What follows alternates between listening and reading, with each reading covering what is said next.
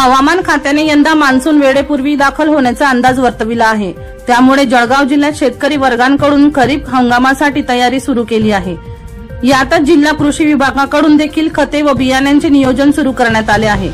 जिल्ह्यात कापूस लागवडीसाठी 9,50,000 बियाण्याची पाकिटे बाजारात उपलब्ध झाली आहेत। यासह 50,000 मेट्रिक टन खतांचा पुरवठा करण्यात आल्याची माहिती जिल्हा कृषी विकास अधिकारी यांनी दिली। जिल्ह्यात यंदा 7,50,000 हेक्टर क्षेत्रावरील खरीपाची पेरणी करण्यात येणार आहे। त्यात 5,50,000 हेक्टर क्षेत्रावर कापसाच्या पेरणीचा अंदाज आहे।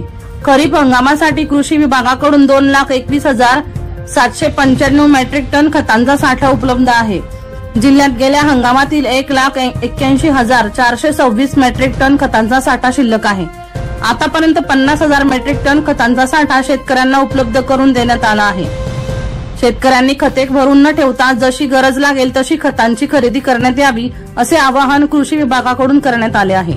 दीपक राठोड यांचा रिपोर्ट DR न्यूज जळगाव।